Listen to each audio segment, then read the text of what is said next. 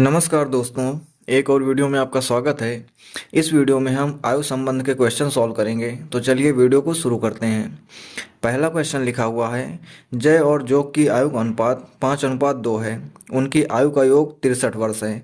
9 वर्ष बाद उनकी आयु का अनुपात कितना होगा?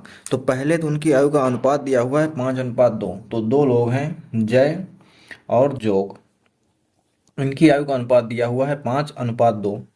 आगे लिखा हुआ है कि इनकी आयु का योग 63 वर्ष है। अगर हम यूनिट में इनका योग देखते हैं तो कितने यूनिट का है? 7 यूनिट का। और क्वेश्चन में दिया हुआ है कि 63 वर्ष है। इसका मतलब क्या हो जाएगा कि 7 यूनिट की वैल्यू कितनी हो जाएगी? 63 के बराबर। तो 1 यूनिट की वैल्यू यहाँ से कितनी हो जाएगी? 9 साल के बराबर। तो अगर हम 5 यूनिट की वैल्यू निकालते हैं तो 5 यूनिट की वैल्यू निकालने के लिए इसको हम 9 से मल्टीप्लाई करेंगे, कितना हो जाएगा? 45 साल।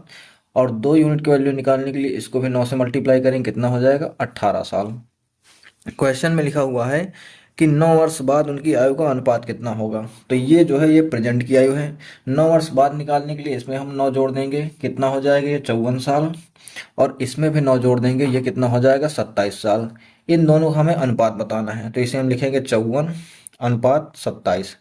काटेंगे अगर तो 27 एकम 27, 27 दूनी 54, यानी कि 2:1 हमारे क्वेश्चन का आंसर हो जाएगा।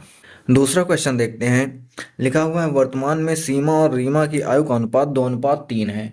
तो सीमा और रीमा इनकी आयु का अनुपात कितना है? 2:3। आगे लिखा हुआ है कि सीमा रीमा से 6 वर्ष छोटी है।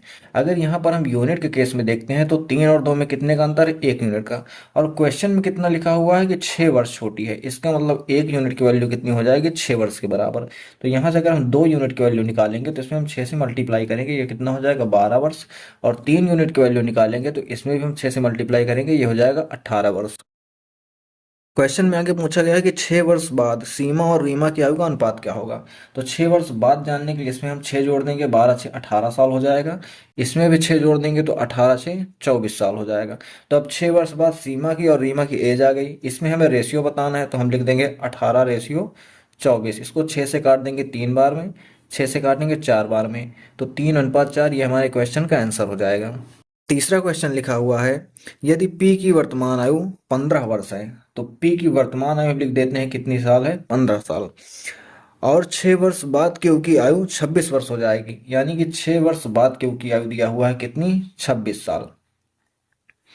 तो हमें क्या बताना है कि दोनों की वर्तमान आयु का अनुपात। तो देखो, P की वर्तमान आयु दी हुई है और Q की आयु 6 साल बाद की है। तो अगर हम इसकी वर्तमान आयु निकालना चाहें तो इसमें से हम 6 घटा देंगे, क्योंकि 6 साल बाद की दी हुई 26 साल। तो प्रेजेंट की निकालने के लिए 6 माइनस कर देंगे, कितना हो जाएगा? 20 साल।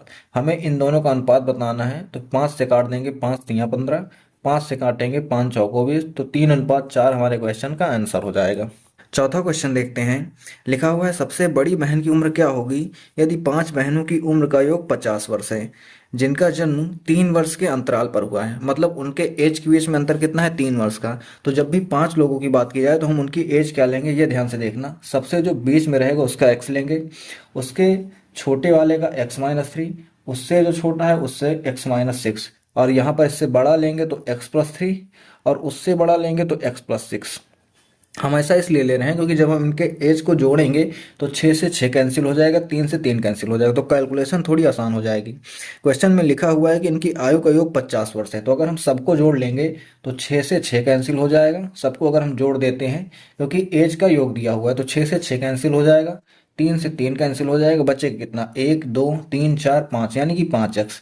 5x की वैल्यू कितनी दी हुई है? 50 वर्ष। तो यहाँ से x की वैल्यू कितनी निकल आएगी? 10 वर्ष। अब हमसे क्वेश्चन में पूछा गया कि सबसे बड़ी बहन की उम्र क्या है। तो सबसे बड़ी बहन की उम्र हमने मानी थी x+6। तो x+6 कितना हो जाएगा? 10+6, यानी कितना हो जाएगा? 16 साल। ये हमारे क्वेश्चन का आंसर हो जाएगा।